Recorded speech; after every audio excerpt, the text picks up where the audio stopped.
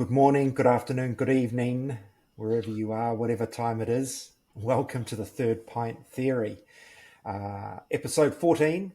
And you're with your hosts, Michael Donaldson, that's myself, the editor of Pursuit of Hoppiness, and my esteemed colleague. Martin Bridges, also known as the Beer Bigwig. He is the beer bigwig. Martin, this is an episode we've got coming up that I've been actually looking forward to for a while. And before we go any further, we'll just say it's Luke Nicholas from Epic and Steve Plowman from Hallertau. And you sat down with them in the Epic tap room. And I believe this one was driven by listener feedback. Yeah, I think this is quite possibly the first episode that has been driven by listener feedback. Somebody came up to me after listening to one of the early episodes and said, "That's really interesting. I'd love to hear more about the kind of the origins of the New Zealand craft beer scene," and that got me thinking that we should talk to some of the OGs. Yeah, and well, it's quite interesting because when you think of the origins of New Zealand craft beer, it's often the likes of the ones that started and that are still around in the early 90s, really. 89, maybe Sunshine started and are still around. Mike's out of Taranaki, less so. And then it's like Emerson's, Galbraith's, who are in the 30-year Yep. existence. But then there's a little bit of a gap, really. Yeah. And I think the more modern, and I'm not saying Galbraith's and Emerson's are not modern, but they came from a different, I guess, that English European culture. It drove those founders, Keith Galbraith and Richard Emerson. Whereas Epic and Hallertau, quite American driven. And so they brought a whole new way of looking at things, perhaps. Yeah, I think so. I think that sort of mid 2000s was when a huge amount of growth and development, not just in terms of size and scale, but also in terms of the sensibility and the ideas and the styles and so on came from, and those two breweries were kind of at the heart of it, both celebrating 20 years this year. Yep.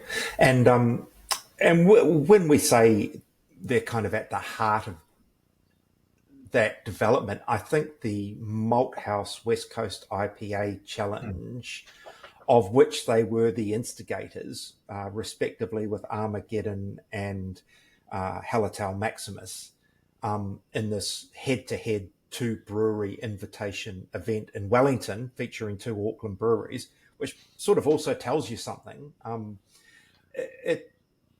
that really drove kind of what's now maybe more old school, but kind of at the time modern American IPA production in New Zealand. And I think Armageddon in particular was a very imitated beer for a long time. And it's still around, and it's still very relevant. Armageddon still pops up in award ceremonies from time to time. I was thinking the other day, last time I had one, it feels quite old school. Yeah. It's if you're thinking of kind of modern IPAs, like say Brave Tiger Milk, very pale, very lean, whereas Armageddon's got a kind of a quite generous maltiness to it. Still bucket loads of hops. Yeah. But yeah, it's they kicked things off, and they really kind of accelerated the growth. And there's some great stuff during this interview. I absolutely loved doing this interview. It was a long and rambling interview. It took me quite a bit of editing to get this thing into shape. Um, but So how many minutes would you have recorded to get roughly? I think 60 minutes worth of. I think there's a good 15 to 20 minutes on the cutting room floor. Okay, yeah, and it is.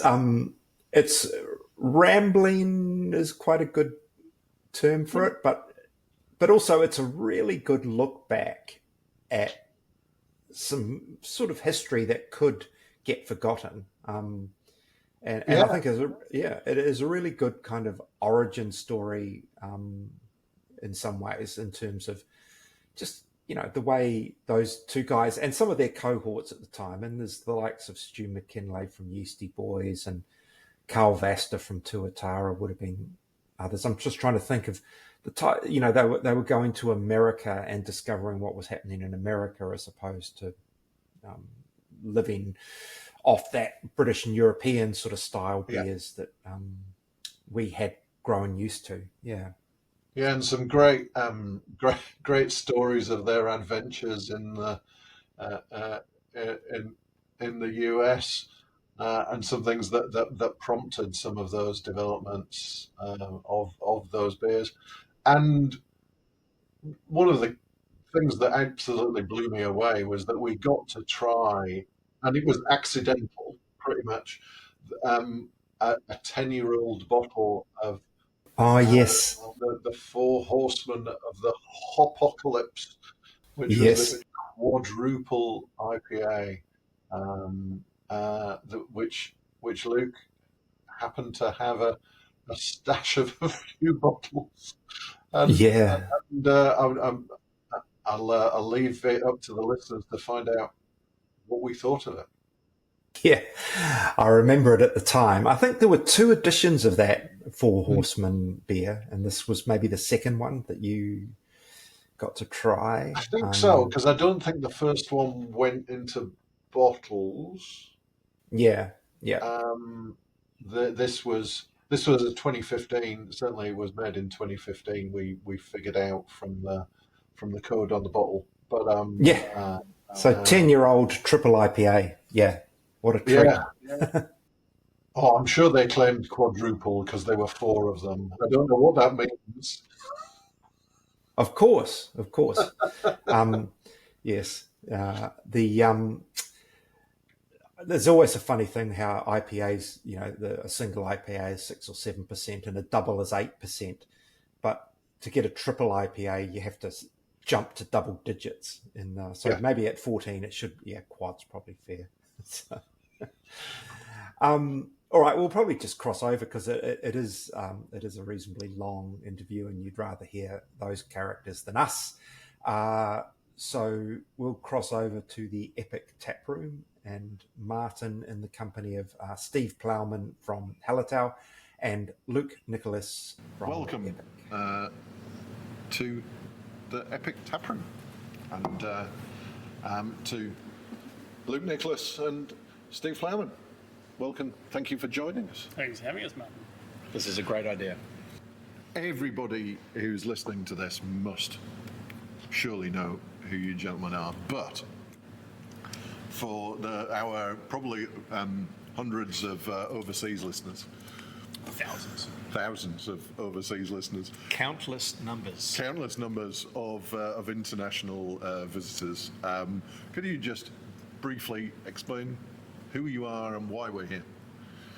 I don't know why we're here. That's your explanation. It's a bit too deep. It is. Yeah, I'm Luke Nicholas. I work at Epic Beer. I started brewing in 1997. So I guess that was your question just before. So I started out at the Cock and Bull, which was a little brew pub in Pakuranga on Taraka Drive. And I had just returned from living in California for a year. and had discovered craft beer. And when I came back to New Zealand, I wanted to find it, and it was not really to be found. So I discovered that there was a little brew pub that had just opened in my neighbourhood, and went down there and asked for a job because I thought I wanted to be a brewer, and did that every single weekend for a year, and eventually they employed me. Nice. What was the question? I think that's a good start. Well, that's where I started. We'll We'll fast forward nearly 30 years, and here we are. Indeed, we are. Steve, what did you? I started homebrewing in 1991 in a dingy flat in Dunedin. And then I became a geologist, which I was shit at. And then I retrained as a brewer in West Australia in early 2000s. And then my wife and I came back to New Zealand in 2005 and started Hallertau Brewery. So yeah, that was 20 years ago, a couple months ago. And the 20th anniversary, just rolled around with a couple of 2 or 3 returning beers, which Brought back some of the classics, yeah. and I'm So sure we had a we'll big talk about celebration. those. We'll talk about those in a little while, I'm sure.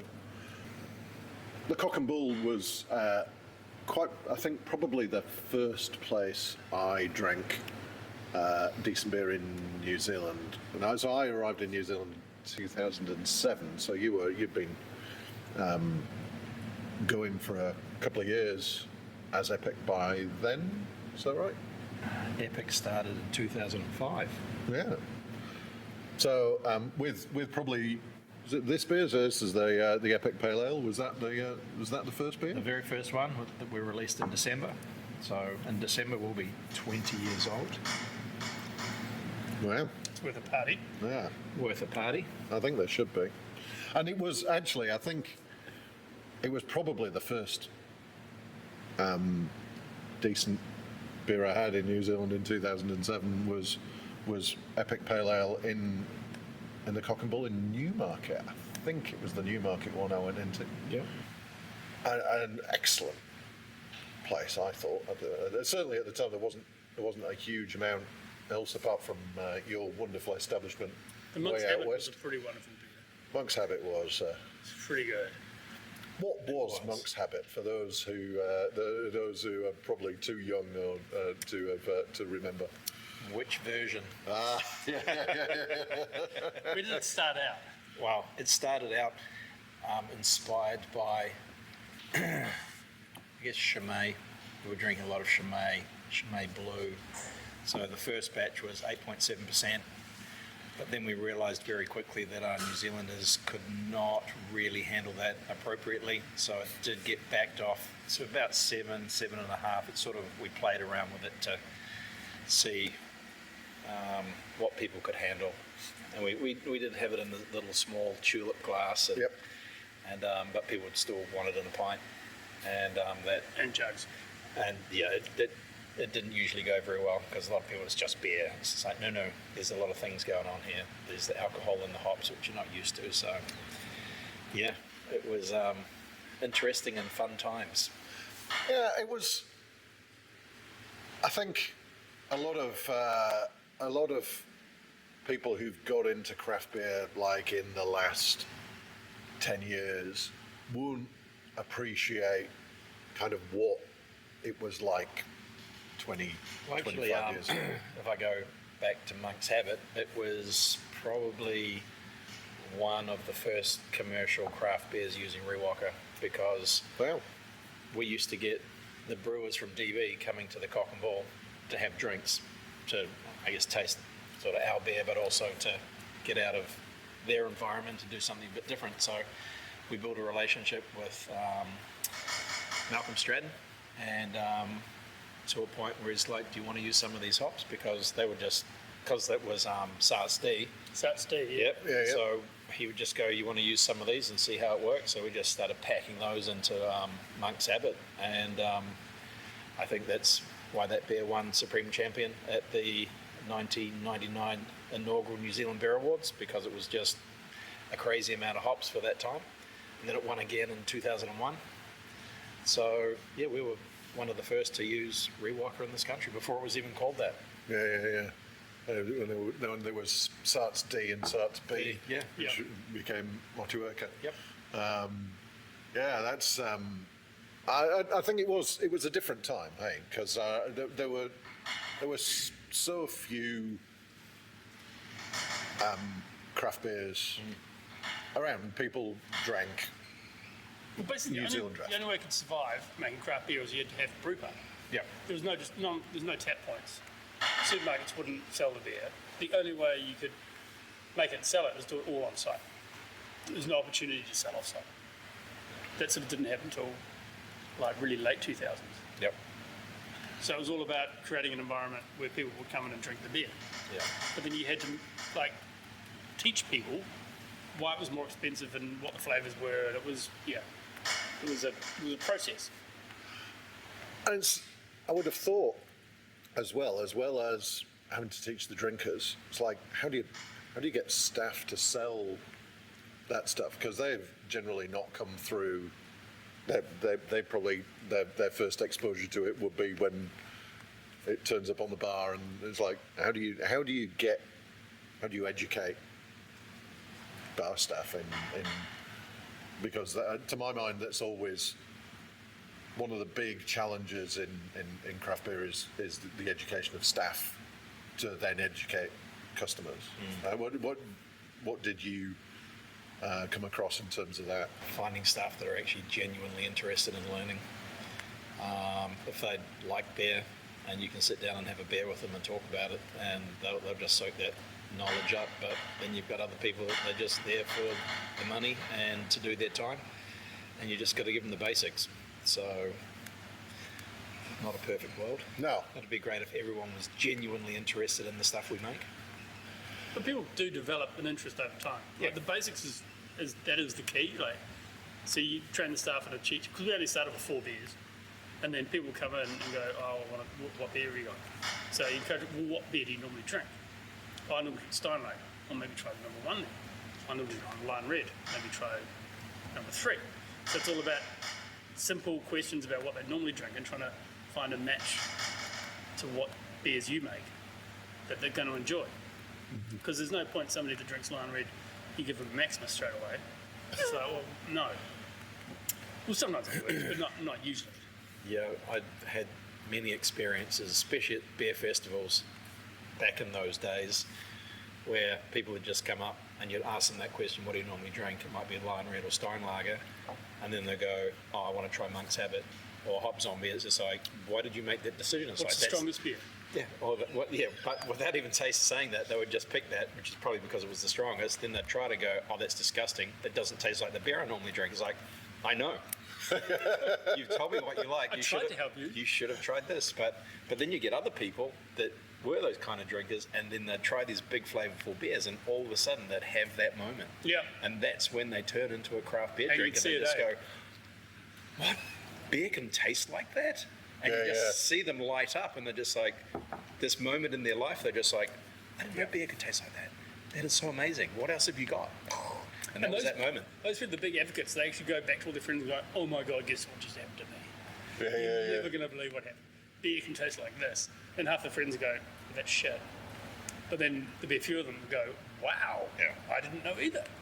Yeah. And so there was that.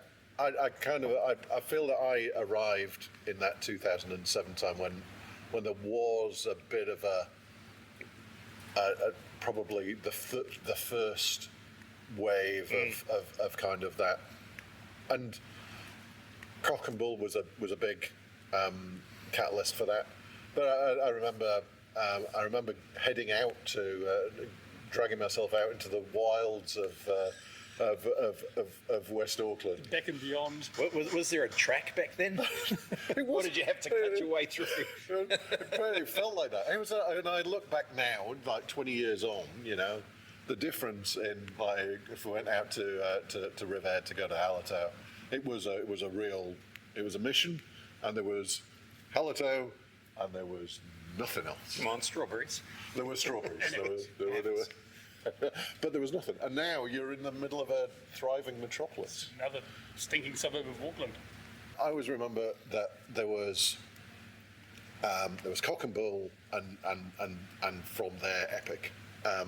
There was Hallertau, there was Galbraith's, and there was the Shakespeare. Yes. And that was That was your lot. that was it. Pretty tough in Auckland.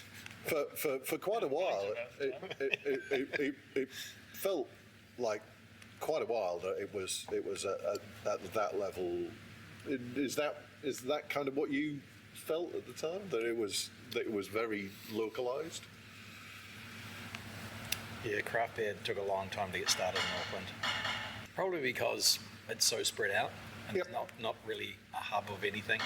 It's like, if you go out drinking, it's like, then I can go to the next place and the next place. Shit, if you do that here, it's like, we're going to go to the next place. It'll be a 20-minute drive. Yeah. Still today, actually probably gets worse these days. Mm-hmm. So then, therefore, a craft beer had to be a destination. So it's kind of like you're not just sort of like skipping to the next one. It's kind of like, well, why are people going? So you've got a big offering of different flavours of beers. You've got to keep the people. Once you've got the people in, you've got to keep them. Was that what led to kind of your range? Is that you were just trying to satisfy different things for people to have? Nah. My range was just satisfying me. My interest. It's kind of like, What do I want to brew next? yeah, I want to make an IPA. And then I'll make an IPA. And then a double IPA. Yeah, I remember that was actually. We'll talk. I just wanted to talk briefly about kind of you started Epic while you were still at Cock and Bull. Yeah. Is that right? So what led to Epic? It was, the Cock and Bull were getting bigger because that opened another pub and we're looking at opening more pubs. And it got to the point where, at that stage, I had left brewing with them, went and worked for an internet company called realbeer.com. All right. So I worked for them for about 3 years. And then the Cock and Bull were looking for some quality assurance. So I went back and helped them with quality assurance and staff training and stuff. And they were getting bigger with more pubs. And so I was involved in some brainstorming, and one of the ideas was to buy Auckland breweries because they'd started contract brewing beer there because the little brewery wasn't big enough to supply the pubs and where things were going. And then one of the ideas was to either build a bigger brewery or buy Auckland breweries, and that's what happened. So then I got sort of pulled back into the business and sort of was involved with overseeing of Auckland breweries and the production and the beers and stuff. And one of the mandates for me was to, I guess, make it profitable. And the capacity there was way more than the Cock and Bull was ever going to use. So I suggested, why don't we make a package brand, which ultimately became Epic. And after 18 months, the owners decided that they'd rather invest in pubs, and they were going to get rid of Epic, and I made them an offer to buy Epic out if I could continue to use their brewery, which the beer's still made there today. So Auckland Breweries became Steam. Yep, became Steam Brewing, and makes Epic.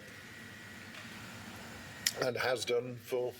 Since the beginning. Yeah. Epic's always been made there. Mm-hmm. Thinking back to some of those original beers, so I was obviously, but pretty much the first craft beer I came across when I was in New Zealand in 2007 was Epic Pale Ale. But I have a distinct memory of watching an All Blacks game in the Cock and Bull in Newmarket, drinking Mayhem, and not being very well the next day. Oh, did you have a bad oyster? Wouldn't have been the mayhem. Wouldn't have been that you drank too much. So what are you saying about Mayhem? No, so where did that come from? Where? Yeah, what led to kind of... It was for a festive brew for Beervana. Gee, what year would that be? Maybe 2008. So, 2000. Oh no, it must have been before that. 2007. Maybe it was 2006. 2006. It was quite early on. And maybe it was 2006. So I just went, okay, well, let's just make a stronger version than Pale Ale. So Pale Ale was 5.4, and I think Mayhem was 5.8. And at the time, that was like really strong. You don't even remember it being that weak, do you? No. Yeah. No, it felt It wasn't like, even 6%. Like the number of people that still want me to bring that beer back, I'm going, you'll be so disappointed. It's a strong pale ale. It was 5.8%. wow. Mind you, these days you could definitely call that an IPA. Oh, nearly a double IPA. Yeah, so it was like I've thought about it briefly a couple of times to bring it back, but people just the memory of it is better than what it would be. You should still do it. It's a fine beer, but it's not what people remember it. Like back then, it was so strong. Yeah, it was a game changer. Like So hoppy. Like people would like when Epic Pale Ale came out, like they'd just be like, "That beer's so strong." After like drinking 2 bottles, they didn't realise that hops were having an effect on them as well. Yeah. 5.4%. That's like 40% more than I normally drink. It's just like I don't even know how you got to that number, but yeah. So, and talking about early beers, you started with the 4, Steve. Yes. And imaginatively named 1, 2, 3, and 4. Yes. Do you spend a lot of time coming up with those names? Well, it was like one of those, like, it's like, well, we need to come up with a range of beers. And I thought, well, why don't we, because we're trying to engage with the locals, I'm like, well, why don't we just not give them a name, we'll give them a number. And then for the first 3 months, all the locals come and try the beer and then pick a name. So it was a whole naming process. Maybe it's 6 months, 3 months. So you got the coaster and you got to write the name on it. So we did that, and then after 3 months, we collated them all and we took the top 3 favourite names and then had a big opening party, and everyone who came got to vote on their favourite name out of the top 3 for each beer. So that's how each beer got its name. 1 to 4. It was Lux, Statesman, Copper Tart, and Deception. So we gave them names and no one used them. It was just, so we persevered for a year or 2 with these names, but everyone just stuck with the numbers. So we're like, well, what's the point? So we just got rid of the names and just kept on with the numbers. And it's kind of worked out. We're only up to number 10 so far. So there's more numbers. Don't you have a 0? We've got a 0. You're 0, 0? We've gone backwards. Well, we've just done a 2.5 as well. So, there's slots. So, yeah. The numbers seem to work for us. Yeah, it's quite fun. I remember those first 4 beers. I was always a big fan of Statesman, and my mum was a huge fan of Deception. Oh, nice. Has always liked that Schwarz beer. Because the Statesman originally, now it's a New Zealand pale ale, but for the first few years it had a lot of Amarillo in it. All right. So I've just been to Melbourne at the James Squire Brewery. Yeah. The malt shovel. Portland? Portland, yeah. Portland the Hotel? Speculator.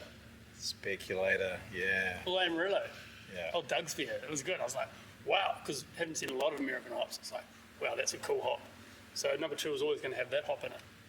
All right. So originally it was quite American. It was an American-New Zealand hybrid pale ale. We used to dry hop it in the bright beer tanks, in the chiller. So you'd buy stockings and you'd sterilise them, and then you'd pack them full of Amarillo pellets and tie them to the back of the door and then fill the tank up. And then unfiltered, as you're serving it, the beer would get hoppier and hoppier because there's more contact time with the Amarillo. And the last little bit was the best, and then it would run out. It's like, oh.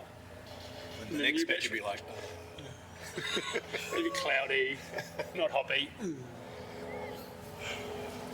So it was a different time then. There aren't that many breweries that kind of came through at that time that are still around. What's the secret? What's the longevity? What's the secret to longevity? I think it's good looks.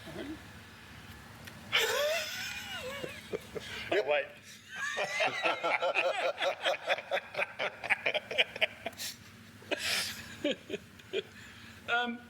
Yeah, it's a good question. I don't know.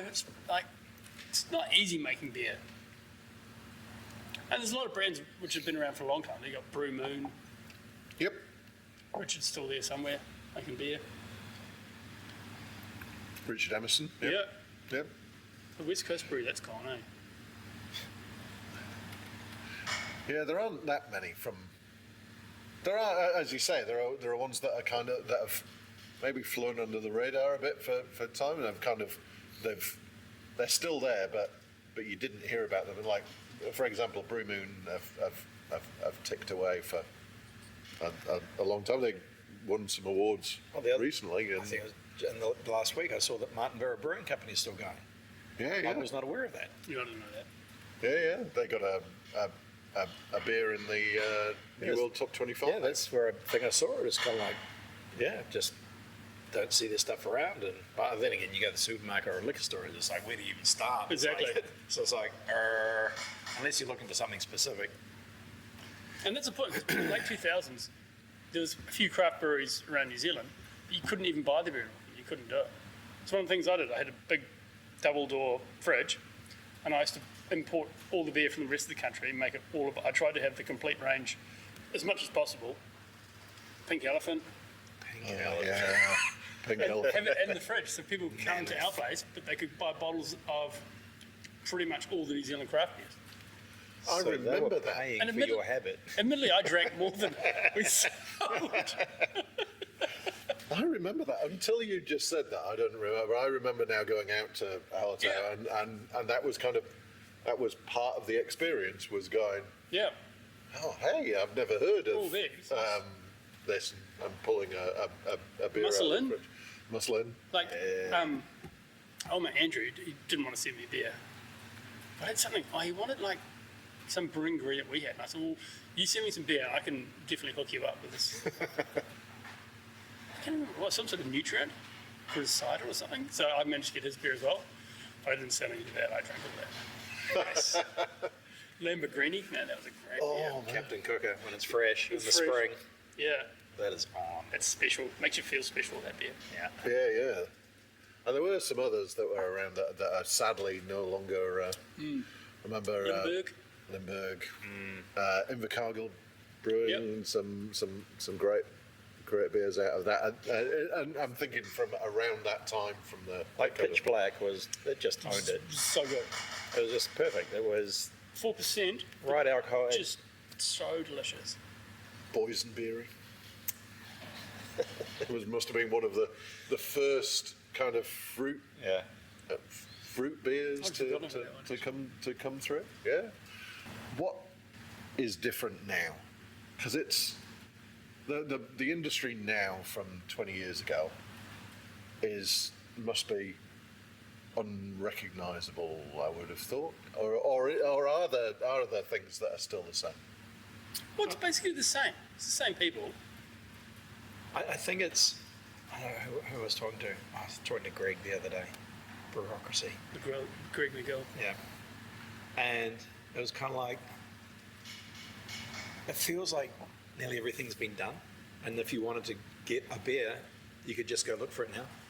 It's kind of like. So there's every alcohol of IPA and levels of bitterness. It's like the whole matrix has been filled with, and it's got all the different hops and all the different combinations. And it's kind of like, well, if you wanted to make a beer today to stand out, it's kind of like, well, you think, oh, that'd be cool. It's like, oh no, well, there's this and this and this and this and this that's all sort of around the same. It's kind of like, oh, okay, well, that's cool. Just go buy one of those.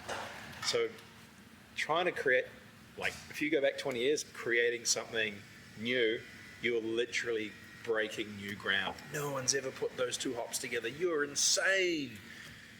No one's ever made beer that bitter or that alcoholic, and it was just this arms war to where is the edge of everything, and it's kind of been reached. You can go beyond that, and then it's undrinkable. but it now feels like it's all been done, and it's kind of like, well, if I have a thought about, I'd really like to drink that already exists, so I can just go and pull it off the shelf. So it's I don't know, that just becomes a little bit more challenging to create something totally unique. Well, and because the customer, I think, you're right, there's been out to the boundary Yeah. and just the madness and the craziness, and they've sort of started to bounce back a little bit. Yeah. You're going, I love beer, but maybe I just want a nice pilsner. Maybe I just want to drink beer. Just a really And not delicious think beer. about it. And not have it being the whole discussion point of the night. Yeah. Yep. But it should have always been like that. But it wasn't. And then there was Untapped. and you got to like smell and sip. Oh God, I've got to check it, and everyone goes into their phones, and then all of a sudden you're halfway through your pint. No one's talked about anything because they're like rating it and locations and photos, and then all of a sudden it's like, well, yeah, it's antisocial. Whereas for me, I think the pint should be, oh, I've got this, and you talk about it for maybe a sip or two, and then it's great. You can park that now, and you can have a conversation about all the other wonderful things that you can talk about, rather than just being totally focused on the beer. Too many tickers, man. Yeah. That's a really good point. I think that whole, it's all been done. I know that it hasn't, but it feels like that. It does, because you think, that feels like that there is in order to make it feel like it is something new, people are just putting a different name, different sticker on something that has been done before. Wacky ingredients. We've got Bright IPA, which is like, hang on a minute, isn't that what we had before the hazy? Before hazy, isn't that just like? And we've got West Coast Pilsner, which is that really different to India Pale Lager? Is that Cold IPA? Cold IPA. So it does feel like there is a bit of, oh yeah, I've invented this new thing by putting a new name on something that existed before. And it's sort of happened to the point where like those sort of things were turning up faster and were disappearing faster as well. Yeah. So, it's a new one. Oh, it's gone now. No one drinks it anymore. So if you're always chasing the phantom, if you like, about what everyone's drinking new, I think it's just going to come back to people just drinking beer that's nice, they like. So is that something is that your prediction for the future? Is that we'll kind of collapse? There's like the Big Bang goes out and comes back. We realised we're not so much, a craft brewery. We're a restaurant that happens to make its own beer, which tastes nice. And that's sort of what we're focused on, creating that environment. Like, you can get lots of different beers here, but it's a restaurant and the food's delicious. I want to talk about West Coast IPA because you're.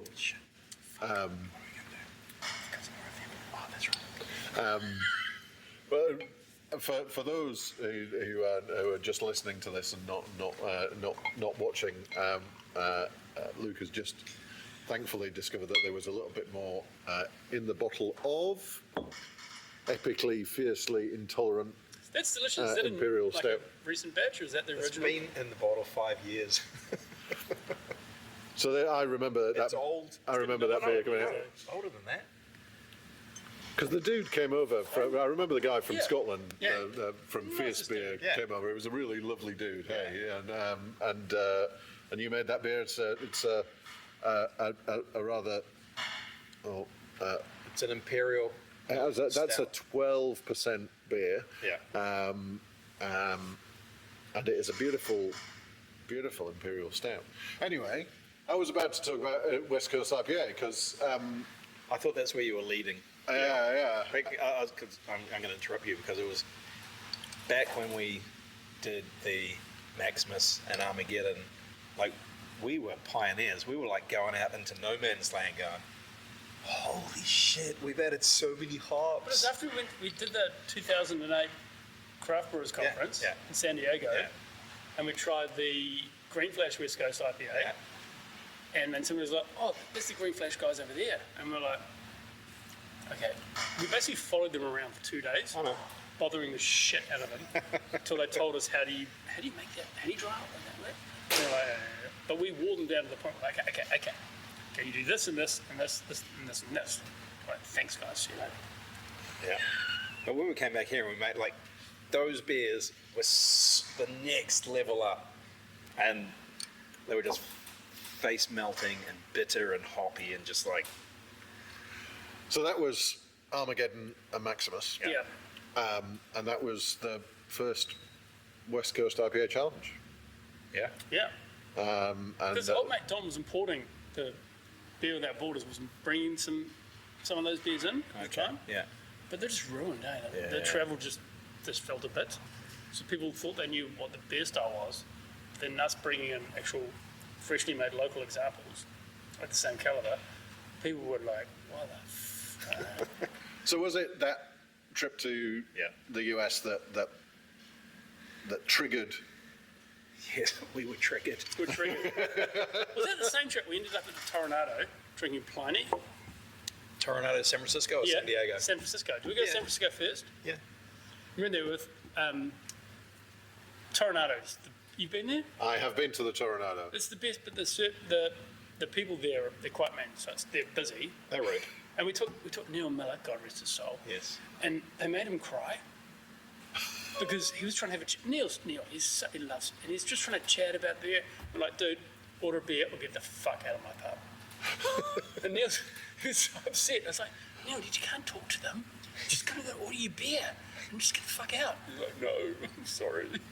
Yeah, it's Toronado's in this awesome beer bar in San Francisco that is legendary. I think they're still cash only. And Apparently got bought by Crypto Bro. supposedly, but I still can't quite figure out if that's actually happened or not. Because I know that it was up for sale, and then there was some crypto dude that had supposedly bought it, but nothing appears to have changed, and it's unclear to me whether that has actually happened or not. Well, it's still, for me, it's the best beer bar in the world. It's like, it's so good because they've got so many taps and they sell so much beer and it changes all the time. So And it's quite cheap comparatively. It's not expensive. And 1 week it's like just 50 Belgians on tap. The next week it's just constantly evolving. Barley Wine Festival. And there's delicious like burritos next door. Yeah, it is. Festival. It is fantastic. So, how did I'm those beers just having these flashbacks to the Toronado? I'm thinking of like Dave Keane, who I guess used to own it. Like, hey Dave, how's it going? He's like, what are you doing here? It's like, oh, I'm here for this. It's like, oh, hold on a minute. Disappear 15, 20 minutes, come out of the cellar, like dusting off a bottle. And it's like, I've got this. It's like, where did you get that from? I brought it back from Belgium on my last trip. It's like, what? And you just bring out all these amazing things. Another time I was there, I think it would have been 2010, and Faith No More had just played in New Zealand. We provided some Epic Pale Ale and Armageddon backstage for them. Got talking to Billy Gould, the bass player. Anyway, I end up with his number. He goes, I'll be back in San Francisco in 3 weeks. I said, I'll be there in 3 weeks. He goes, send me a message. I live right behind the Toronado. I'm like, oh, I love Toronado. No. So anyway, I'm drinking the Toronado with my brother, who was living in San Francisco at the time, and I must have been there at least a couple of hours, and the thought pops into my head. I go, dude, the bass player from Faith No More gave me his number. He said he'll pop down if I text him. 10 minutes later, Billy Gould's in the bar drinking Pliny with us. It was just like, what is happening right now? Yes, so I've got some fond memories of the Toronado. I think the first time I went there, we did a vertical tasting of Adam from Hair of the Dog. Don't know if you ever tried that. Got to try 17 different batches of that. Did a Duvel Magnum night there, where they just brought out craziness. So yeah, Toronado is a fun place. It is a fun place, and if anybody is ever in San Francisco, they should go to the Toronado. But make sure you take cash. Yes. And there's another story. The Toronado was the place I learned about tipping in America. Oh, right. Oh, yeah, yes. Because in the early days, it was kind of like, oh, yeah, my round. I'll have like 6 beers, please. Yeah, thanks. And I forgot to tip. Oof. I tell you what, I was invisible. I could not buy another beer the whole night. No one would serve me. And so I learned from that. Next time, $20 tip. You could just glance at the bar and they go, how many? Is that small? Yeah. Just like, the bar's 4 people deep. Because I gave them the massive tip to start with, they're just like, whatever you want. And then after that, you just go back to $1 a glass. Yeah. Very good. So I learnt the hard way and then recovered quite quickly. But at least you learned. Yes, it was an educational experience. It was. Life lesson. It definitely was. I denied beer. Anyway, enough of my Toronado stories. Oh, yeah, no, that's cool. So how did people react? I can't really remember.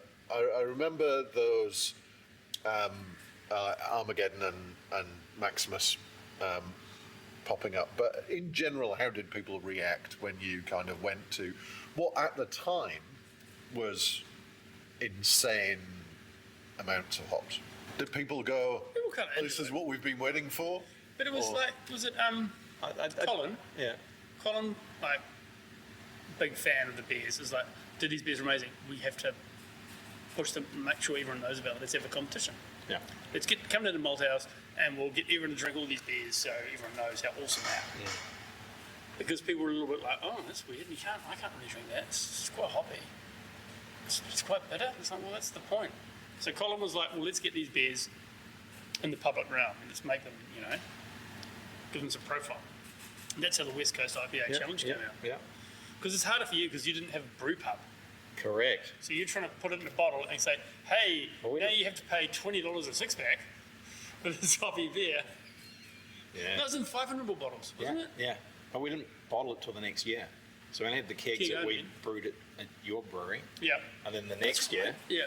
But then it was, it must have been 3 or 4 years before we could actually make Armageddon all year round after the hop shortage. Oh, yeah. And it was kind of like we could only get so much of this hop or so much of that hop. And one year I tried substituting, so we've still got Mosaic and that recipe from the leftover of that.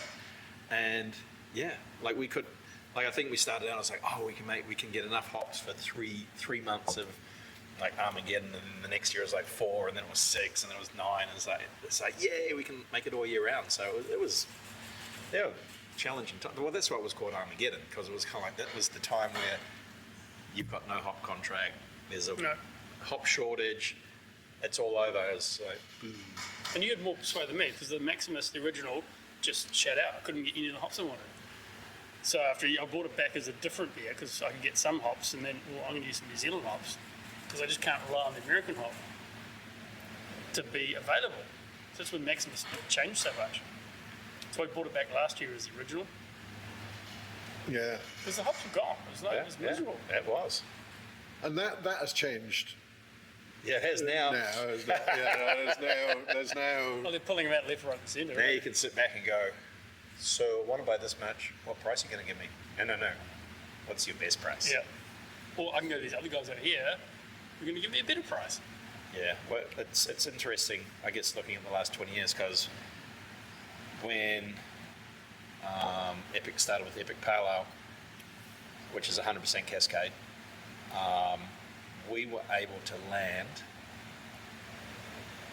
US hops in the brewery for $8 a kilo, and New Zealand grown Cascade was $35. Wow.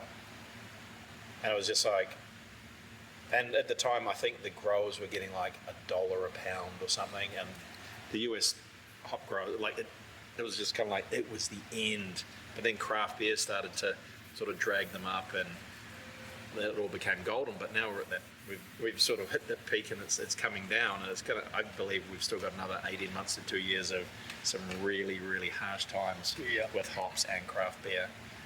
And there's still a lot of hops to come out, because even though they pull out 10-20% each year at the moment of what hops are available, the demand's dropping faster than they can actually pull them out. So there's And the demand for the hoppy beers is dropping. yeah, so it's There's not a lot of hops in a zero alcohol beer, man. No. No, it definitely. It's weird, hey, watching that, because I remember those days of the hop shortage, and everybody's like scrabbling around. There were those blends of. Cyclops. Yeah. And we've swept the floor. Yeah, Falconer's Flight. Falconer's Flight. I remember that one. What else? There was, we've got no Centennial, but if you blend 20% Columbus and 80% Cascade, it kind of makes something like Centennial. So just do it like that. It's just like, what? And it was like, so then it was like, oh my God, we've got to plant all this stuff. We've got to plant. The demand is skyrocketing. It'll never end. Yeah. And then it kind of ended, and suddenly they were like massive oversupply. And Well, when we were making Maximus and Armageddon, and the hop shortage happened like literally right at that time. A year later, when I went to package Armageddon in the bottle, the price had gone up to $110 a kilo. That's insane. That's Yeah. like From $8. Yeah. from $8. Yeah. That's just. So to go from nothing to we had a fire to there's now a global hop shortage, and it just like peaked out, and I'm just going, that's quite bad. Oh, we'll talk about this. Why? Because it's Epic This and is- Lager. epic. I remember the time. I remember that. That was exactly the reaction. People had that reaction. Like, ooh, epic lager. Well, I didn't at the time. No one knew about it. No? The really interesting thing was the first batch I made, I put it into green bottles. I don't remember that. First batch, green bottles. Two things happened. One, Skunked out. it was skunked before it made it into the case.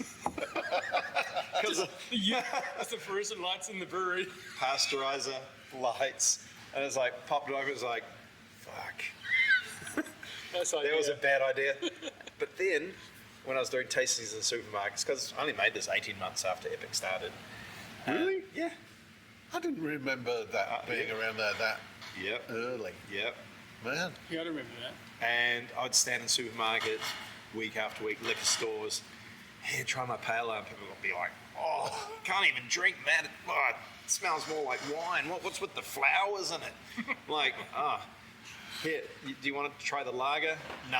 And they just grab a 6-pack of it. It's just like, because it was in a green bottle. It's kind of like, but you didn't even try it. Well, I know it's not going to be that bad. I like lager. But yeah, so the first batch was really easy to sell because it was in a green bottle, and people just go, "Yeah, I'll give that a try." And then we put in brown bottles, and then it became a bit harder to sell because it didn't have that visual cue that this is a lager and you're going to love it. But you know, it was fully skunked, eh? So for people who are listening and don't know what on earth we're talking about, the hop compounds within the hops don't like light, They do not. and green bottles do not filter out the relevant wavelengths. Well, they do better than clear bottles, but they're not very good. No, but brown bottles do. Brown bottles do the job. Yeah, They do fine. But, Cans are better too. cans It's the work. only thing cans are better at. Yes. I prefer glass. There's a whole other episode of You've already done that. why Yeah, that discussion's not for today. I've Yeah. been told I'm not allowed to talk about it in public. Same. But this is a really hoppy lager. It's dry hopped. It's a beautiful lager. Oh, thanks. I keep really forgetting nice, how yeah. good it is Yeah. because This is not very bitter, but it's very hoppy. yeah, because I forget that unfortunately I'm still completely conditioned into pale ales and IPAs out of Epic, and I forget that this is a really excellent, clean, hoppy. Oh, I could hook up our Bamberg style Bock Rock beer if you want a little Yeah. taste. No. When did you do that? 2018. No, I think we made some in like 21. I've only got like 5 litres left in a keg. I didn't even saw that. Epic loves bacon. Everyone Oh, loves of course, bacon. yeah. Yeah. I remember Epic loves bacon. That It was was a actually great quite beer. good, yeah. Yeah, well, we banked some kegs and shit. We put them on probably back in May, and it just sat there. And then all of a sudden, a group of people got onto it. And every week it was exactly the same number of pints. Bang, Same bang, people. bang, bang, bang. It's just like, this is awesome. Then it ran out, and then they got really, really angry. Because I had my honeymoon in early 2000 and got married in 2005. And on the honeymoon, went to a town called Bamberg, which has the best, surviving example of Baroque architecture anywhere in Europe. Also happens to have a lot of breweries. Ah, Yeah. that'll be the geologist in you coming out. So once my wife is like the architecture, and then wow, look at these breweries. So I drank all this Schrinkler and the fucking La Special. Came back to my brewery in Australia and brewed a Schrinkler rip-off, and it turned out so good. no one drank it. Correct. It's like, I was like, this is so. Just try it. What? Tastes like bacon. Yeah. No. In a good way. So I had to drink all of it. Yeah, So no. I've never brewed one since. I've brewed it It's twice really good. over 10 years. Oh, that's good. It is a challenging beer for people who've not. I think the reason it worked in here is because you've got a choice of lager, pale ale, hazy pale ale, APA, IPA, IPA, hazy pale ale. IPA, Hazy. double IPA, and when we put that on, it's like, oh, the relief. And on the package, we called it a smoked IPA. There was no hops in it. But when we put it on keg here, I just put smoked lager, and people were like, oh, give that, oh, it's another lager, we'll try the other lager. Yeah. Talking of hops and whatever, the One Trick Pony series. Oh, and look at this. There's a magical Still unicorn. lives. Magical unicorn. Is that a continuation of the Yes, One Trick Pony? part of the One Trick Pony series. Oh, look at how it still has the. This artwork is painted in the bathroom, and it was painted by my daughter. Oh, keeping it in the family. Yeah, we were looking for a mural and some ideas. I just said, it's like paint a pink unicorn in the bathroom. I was trying to designate it more as a woman's toilet, because we've got men's toilets outside, but men use the women's toilets in here, and so we just wanted to feminize it a bit. Yeah, it works. Yeah, it's nice. And With a pink unicorn. Well, I suppose it works. So what was that kind of a bit of a One Trick Pony. just a bit of self-deprecating humour? Is that? You could say that. But you're not, as is clearly as we lager, smoked beer. Yeah, and well, we've had an imperial stout. Yeah. There are things that I don't enjoy, but there are other styles I do. Shaving is one thing.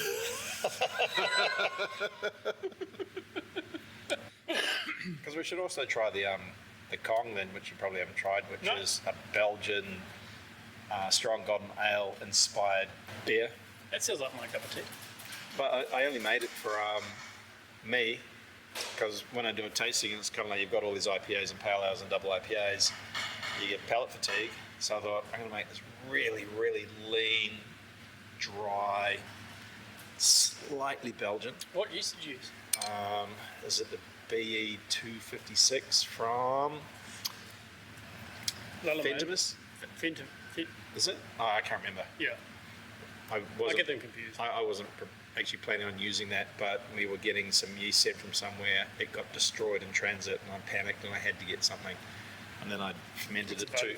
Then I fermented it too cool, and I didn't quite get what I wanted out of it. But it's fine. 24. Yeah. But I didn't want it. I didn't know how much banana it was going to throw, so I was like, What temperature did it at? probably 24. It's right.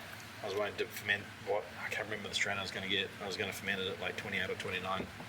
Hot, fast. Might have been the Schoof yeast or something. Oh, yeah. But I was just like, handbrake, no, I don't want to work with. So it didn't turn out exactly how I wanted it, but it does exactly the job I want. So when you're doing a tasting and you got either big, strong stouts or big hoppy beers, Just lean and crisp. your palate just Phenolic. gets worn out, and then you bring this and it's just like, oh, I can taste things again. So you've not gone down the sour route, though. No. Is it because Shane says no? No. I had a negative experience. I went to a sour festival. It was 102 degrees. It was just down the road from Stone Brewing. What was the place called? Was it called Churchill's? The place was, Oh, yeah, I've been there. it was jam-packed. Like, everyone's sitting, like, benches and stuff. 102 outside. The air conditioning stops working. Oh no! They're bringing you flights of like 12 sours. So you're overheating. Did you have a bottle of Pepto? Just like I'll tell you what, it's where I went. I peeled out of this sour festival. Like, I think the alien is going to bust out of me and this hole, and all the acid's going to go on the floor, and it's going to go through every deck of the spaceship, and it's just going to be amazing. I had to go. It was horrible. Like, I enjoy sours in a bottle share, where I'm only having a little taste, but to drink a whole bottle, I don't think I could do that anymore. No, that's what happens to sours. You know, with the volume you consume and still enjoy is It's so it's tiny. very small. Yeah. Like it's a delicious flavour, Yes. but a little bit is enough. No, my experience was so negative that it scarred me and I just couldn't even go there. Yeah, interesting. Because you've done a few kind of more, not so much big sours, but certainly some in that kind of farmhousey kind of style. Yeah, well, we started doing Porter Noir 2009, which is not necessarily sour. It's just it's a porter that's aged in local red wine barrels that had Brettanomyces in them. I really like that beer because it's got a little bit of tartness. It's dry, and then couldn't sell that. So I think it was early 2000s. No, 2010 we started doing Funkenay, Yep. which is because I quite like the Rodenbach, some of those Flanders. Yep. So it's a New Zealand version of that. So it's quite a multi-dark beer that goes in barrels for about a year and a half, inoculated with actually Lamborghini, a 6-pack of Lamborghini. Drank the beer and put all the dreads into the Funkenay. So thank you, Muscle On guys. And I love that beer because it's malty, it's sort of sweet and sour. But 2018 we did a double batch, and then we had COVID, and then it just stopped selling. You couldn't sell the volume anymore. Yeah. So we did it, I think 2019, 20, 21. We had it on barrels all through lockdown. It's like, well, it's actually gone too far. It's too sour now. So we've actually turned that into whiskey. Okay. So we're going to have, in a year or two, Funkenay whiskey coming out. But we've stopped doing it as a beer because you just couldn't sell it. Yeah. The sales were just miserable. But Porter Noir came back as part of the 20th anniversary. Yes. And I've got a bottle there if you want to try. yeah, well, Turned out all right. it did. I remember one of my favourite stories is about Porter Noir. So I remember back in the day, and I cannot remember what year it was. And people who listen, talking to podcasts, and people who listen to a lot of home brewers in New Zealand listened to podcasts from the Brewing Network in the States. Yes. And one of the stars of the podcast was Jamil Zainasheff. And I remember Jamil came over to New Zealand. This must have been kind of mid 2000s, I think. No, Late 2000s? late 2000s, about 2010 maybe. 2009. Joe was hanging around because he came into our place. Yeah. And I remember I brought He's the him. nicest dude. Jamil is an awesome dude, and I brought him out to Of course, yes. to Hallertau, and he had the Porter Noir and was absolutely raving about it, and was He did like it, yeah. and was, I could sell so much of this in the States, and at that time we were kind of, certainly I felt that we looked to the US as leading the way in terms of where beer was going, and New Zealand was like getting a lot of inspiration from the US, and Jamil coming over and saying, oh my God, this beer you're making here, it could be awesome in the States, I thought was just such a great feedback. And I remember, what have we got here in the Magical Unicorn? Mosaic. 100% mosaic. So one trick unicorn. Oh, one trick unicorn. Magical pony. The One Trick Pony series was all about just highlighting a single hop variety. Oh, yeah. And this one is That's Mosaic. intense. Mosaic. Just mosaic. It's so mosaic, oily. Mosaic. Kettle, whirlpool, dry hop, dry hop, dry hop, dry hop. Very cool. And it is a really nice beer. It is very definitely Mosaic. You couldn't say that it was anything else. Correct. It really is, eh? So, one last thing I do want to talk about is the beer that you just shoved in a thing over there. Let's do that, and then we'll talk about that, and then we'll wrap up. So, the beer that Luke is currently pouring He's a bit of a legend within the New Zealand beer industry. This is the Four Horsemen of the Hopocalypse, and it is described on the label here as an intergalactic imperial India Pale Ale. And it is a mere 14% alcohol. Read the address label. So the address label. The address label says it was from 666 Shady Lane, Dodgeville, the Badlands. So, legal crime, you have to have a address. It doesn't need to be a real address. so I forgot about that. The Badlands. That's where it tastes like it came from. I know. So, tell us, gentlemen, as two of the Four Horsemen, 50% of the horsemen, Delicious.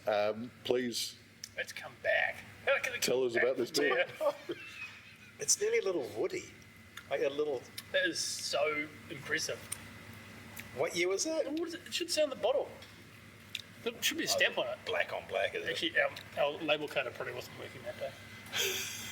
Probably for good reason. No, it wasn't. Oh, no, here it is.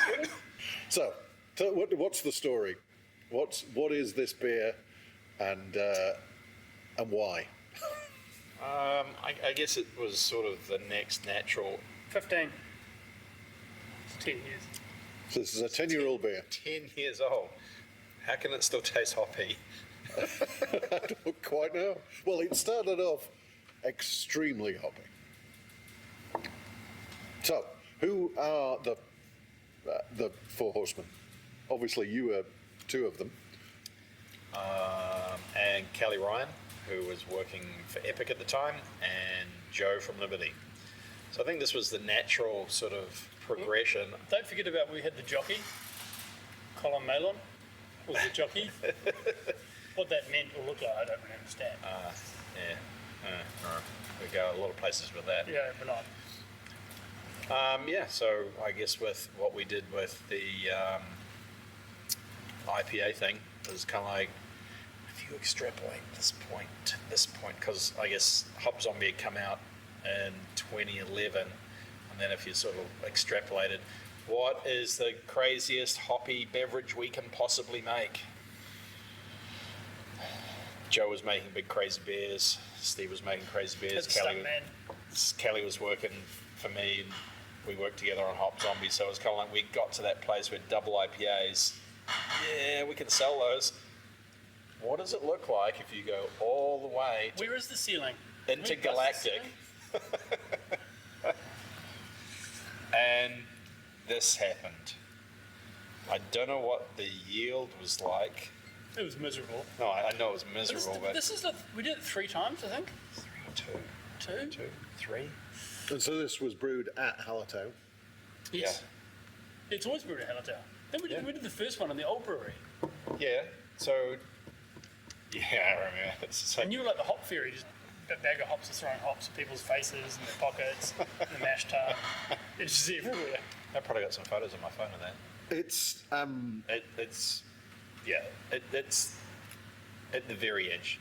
Like, that should not be banned. It just. But it still works. Like, it's actually working better now than I think. it was. I remember at the time it was Undrinkable. pretty confronting. I remember when there was a launch event at the place in Ponsonby. Yes. Through the door that appeared to lead nowhere. Oh my God, I forgot about I that. can't even Oh, remember. that was Golden Dawn. You got Golden Dawn. Yes, That was at the yes, Golden yeah. Dawn. That was where there was a launch event there, Yes. and this beer was like, oh my God, what is this thing? And now it's a barley wine. It's not a barley wine. It's a fresh American barley wine. It has barley wine-like character. It's how bright fresh, it is. fresh I know. Bigfoot. It is, and look at the head. The It's not even that oxidized. Well, this is just that, but it's all gone like that rancio richness and just as palate weight rather than. cardboard. So those of you who are watching, listening to this, you are missing out. I'm very sad to say that this is. I am very Blown away how good that is. pleased. What a way to finish is on What, we're a beer finishing? that should finish you. We've got so many more beers to try. We do, but unfortunately, our listeners I'm getting thirsty. are getting thirsty, and they should be. They should go out and buy Buy one of those. Well, you can't find any of. Can you? Is there still any of the Apocalypse? Well, you can't say it's not, but I'd highly doubt it. You never know. It could be sitting on the back of someone's shelf going, this hasn't sold for 10 years. We'll put it on sale. Thank you very much. It's been, as it always is, a pleasure. Thank you for having us, Martin. Much Thank you appreciated. very much. And I always learn something in all of these interviews, and there's been some fascinating new insights there. And I got to taste 10-year-old Four Horsemen, which tastes absolutely stupendous, given that it's a 10-year-old hoppy beer. Thank you very much, Steve, Luke. It's been emotional. And thank you very much for your time, and we will end it there. Well, Martin, I'll tell you what, hearing Luke talk about Monk's Habit just took me back. And for anyone who didn't get the experience of living in Auckland at the time when you could still get Monk's Habit at the Cock and Bull, it was a fantastic beer that sort of changed a lot over time. But man, it used to win awards. And it was, such a good beer. Yeah, I only picked it up kind of at the end of its life, I guess. I arrived in New Zealand in 2007. I think it was probably kind of so it had been through its transformation over that time. It was big and hoppy, not very Belgian. No, it was like the Monk's Habit bit had kind of. It was like, why are they referring to this beer like a Belgian? It's just a big hoppy. The interesting thing, I do love those stories from that era, and just that whole thing with Luke sort of saying to the Cock and Bull guys, you should do a packaged product, and they're like, don't know. And look at what he made of it. Okay, admittedly, and I think we can't gloss over the fact that, Epic hit the skids a couple of years ago and went into liquidation and got sold. But it's been an enduring brand, and Luke's been part of that for that entire 20 years. Like, it is one of those brands that is synonymous with the person who created it, I think. His personality lives through that brand. The whole more hops needs more hops. Yeah. And it was I thought it was just such a great entertaining interview. I was reflecting on the amount of name dropping that was going on, not in a kind of a boastful way. Just remembering. Malcolm Stratton from DB, a legendary from DB, Joe Wood from Liberty, and Kelly Ryan, the legendary figure in the New Zealand beer industry. Even Billy Gould, the bass player from Faith No More, got a shout out, as well as Jamil Zen Chef and the Brewing Network crew from the USA. I think everybody got a mention in there somewhere. I thought it was outstanding. Oh, and don't forget Colin Mallon, the jockey from the. Hello, Colin, if you're listening. Yes. Cheers, Colin. Excellent stuff. And it was really good to sort of do it in a that sort of down memory lane kind of thing. Really. And the Epic tap room was looking good on the video, I have to say. Yeah.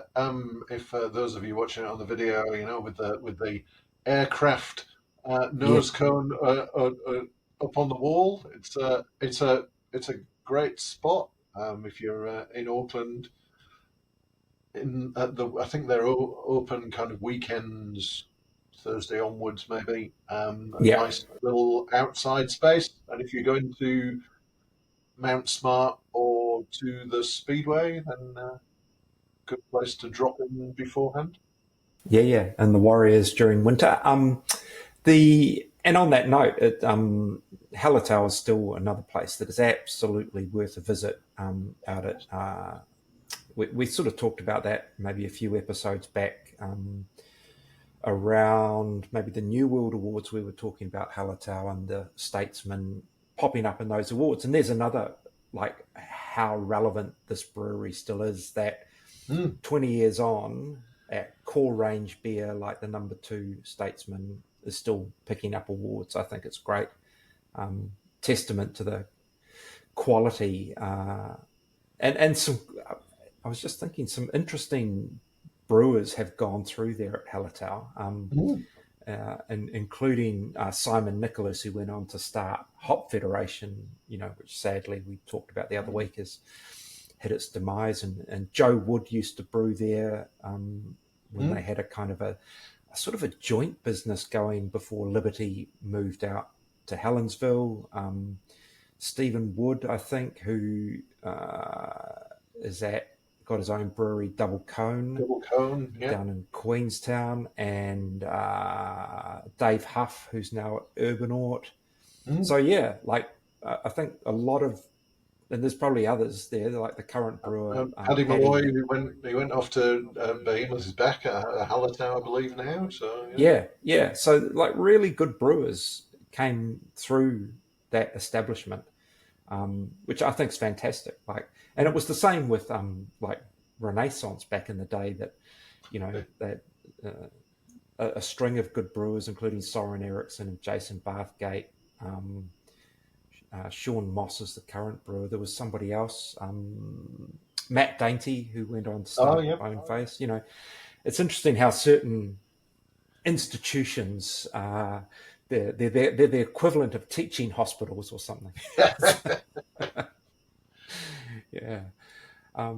Very good. We'll be back again in a couple of weeks. You will notice that the episodes are just spreading out a little bit now as we catch our breath. But Martin's paid a visit to Sawmill to talk to them. So that could be next cab off the rank, or we could do another Beervana session. I think we've still got a few of our Beervana Q&A sessions to get out there for those of you who weren't able to be at Beervana. For those, I think there's some really great insights, some really good chats with some brewers. So we'll be getting those out over the next few weeks as well. Yeah, and then we're going to take a wee break for Christmas, I think, and regather. Anyway, episode 14 in the can. Thank you, everyone who's with us, listening, and as always, get in touch. Let us know your ideas. We always want to hear from you. Absolutely. This was an episode that was built on listener feedback, so get in touch and let us know what you want to hear. All right. Okay, Martin, thank you so much, and I will catch you next time around for whatever episode it is. Absolutely. All right. See you later. Cheers.